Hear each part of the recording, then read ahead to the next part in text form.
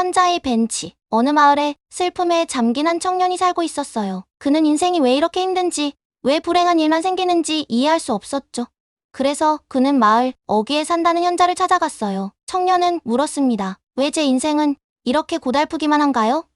저는 행복일 수 없는 운명인가요? 현자는 조용히 웃으며 청년에게 컵을 하나 건넸어요. 이 컵에 물을 가득 채워 마을을 한 바퀴 돌고 오너라. 단, 물을 한 방울도 흘리지 말거라. 청년은 조심스럽게 온 신경을 집중하며 마을을 돌았어요. 컵에 담긴 물을 지키기 위해 그는 주변을 쳐다보지도 누구와도 인사하지도 않았죠. 돌아온 청년에게 현자가 물었어요. 마을을 도는 동안 무엇을 보았느냐? 청년은 말했죠. 아무것도요. 물이 넘칠까 봐 한눈팔 겨를이 없었어요. 현자는 고개를 끄덕이며 말했어요. 산도 마찬가지란다. 고통, 불행, 두려움에만 온 신경을 쏟다 보면 그 사이에 있는 아름다움은 보지 못하게 되지. 삶은 언제나 힘들 수 있어. 하지만 그 속에도 미소 짓는 얼굴, 따뜻한 햇살, 내가 흘린 땀방울 속 의미 같은 것들이 숨어 있단다. 청년은 그제야 깨달았어요. 슬픔을 붙잡고 있느라 삶이 주는 선물들을 지나치고 있었음을. 현자의 말에 청년은 조용히 고개를 숙였어요. 그 순간 그의 눈에 눈물이 맺혔죠. 그동안 자신은 삶이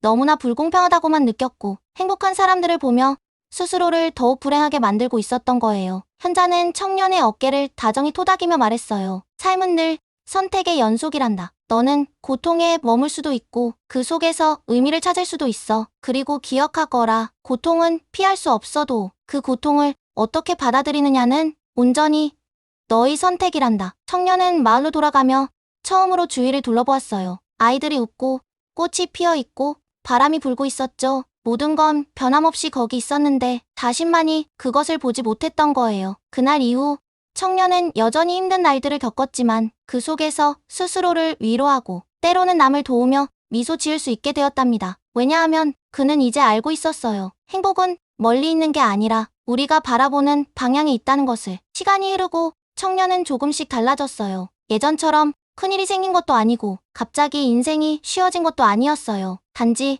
그가 자신의 삶을 바라보는 시선이 달라졌을 뿐이었죠. 비 오는 날이면 그는 이 비 덕분에 내일 꽃이 피겠구나 하고 생각했고 실패하는 날이면 이건 내가 더 강해지는 과정이야 라고 중얼거리며 일어났어요. 그렇게 청년의 눈빛은 점점 깊어졌고 그 눈빛은 주변 사람들의 마음까지 어루만지기 시작했어요. 친구들이 그의 이야기를 듣기 시작했고 아이들이 그의 미소를 따라 웃기 시작했죠. 어느 날 누군가 그에게 물었어요. 넌 왜 항상 그렇게 평온해 보여?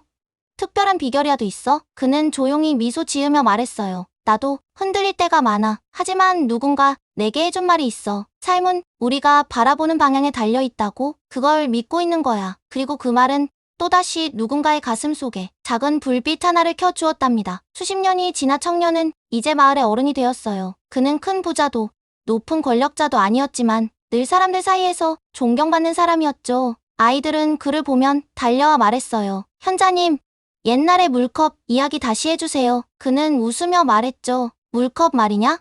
그래.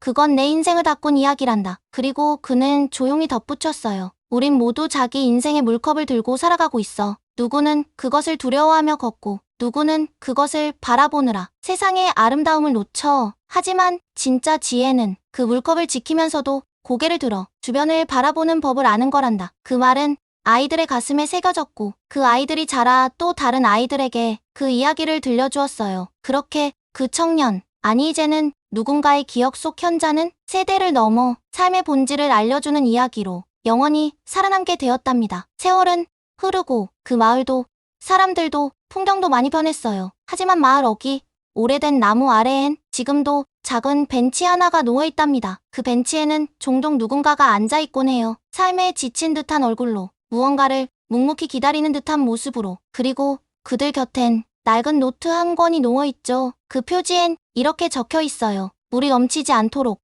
그러나 세상을 잊지 말 것. 노트를 펼치면 그 안엔 수많은 손글씨가 담겨 있어요. 눈물과 함께 써내려간 고백, 사인 속에서 찾은 작은 기쁨, 그리고 다음 사람에게 전하는 짧은 한마디. 당신은 혼자가 아니에요. 조금 쉬었다가 가요. 당신도 곧 웃게 될 거예요. 나도 여기서 다시 시작했어요. 그 벤치는 더 이상 한 사람의 기억이 머무는 자리가 아니라 수많은 마음이 조용히 연결되는 작은 희망의 쉼터가 된 거예요. 그리고 그 시작은 언젠가 한 청년이 삶의 방향을 다시 바라보며 내딛었던 그 작은 걸음 하나였답니다. 해가 저물고 마을에 노을이 깔리면 그 벤치 위로 주황빛이 내려앉아요. 바람은 조용히 나무숲을 흔들고 누군가는 그 자리에 앉아 조용히 하늘을 바라봅니다. 누군가 인생의 무게에 지쳐 있다면 그 벤치는 말 없이 자리를 내어주죠. 말 한마디 없어도 그저 거기 있다는 것만으로 위로가 되는 자리. 어느 날 한 아이가 벤치에 남겨진 노트를 들여다보다 엄마에게 물었습니다. 엄마,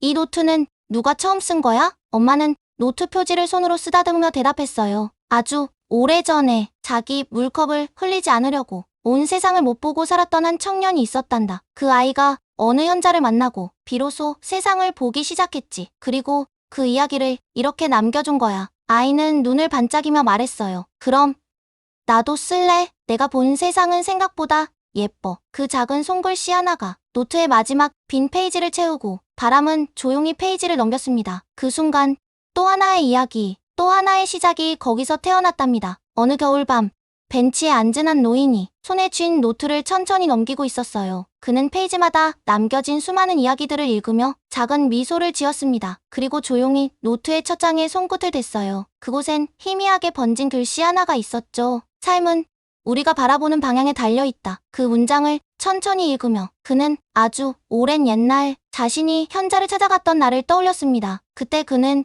두려웠고 아팠고 외로웠고 무너질 것 같았죠.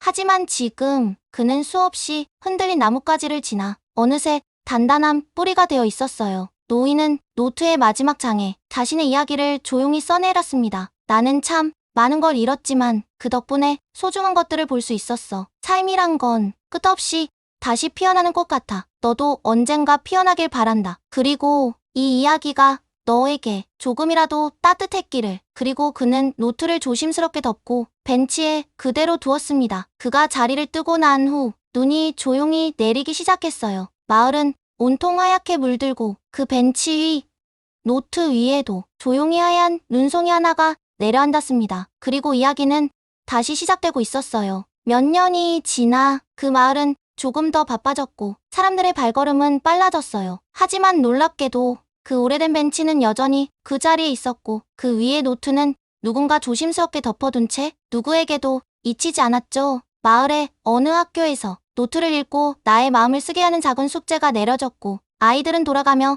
그 벤치를 찾기 시작했어요. 그 노트를 펼친 한 소녀는 낯선 이름들, 처음 보는 필체, 수많은 나도 아팠어요와 그래도 살아내고 있어요 한 글귀에 천천히 눈물을 흘렸습니다. 그리고 이렇게 썼어요. 이곳은 마치 보이지 않는 사람들이 서로를 안아주는 곳 같아요. 나는 아직 어리고 세상이 무섭기도 해요. 하지만 이 노트를 읽고 나도 누군가에게 따뜻한 사람이 되고 싶어졌어요. 그날 이후 그 마을엔 아주 조용한 변화가 일어났어요. 누군가는 벤치 옆에 따뜻한 차를 놓고 갔고 누군가는 작은 담요를 걸쳐두었고 또 누군가는 그 노트 속 글귀를 목걸이 펜던트에 새겼습니다. 이야기는 그렇게 더 이상 한 사람의 이야기가 아니게 되었어요. 그것은 삶을 걷는 모든 이들의 고백이자 위로, 그리고 다시 걸을 수 있게 해주는 희망의 노래가 된 거예요. 마지막 페이지엔 아무런 글도 없어요. 오직 여백만이 남아있죠.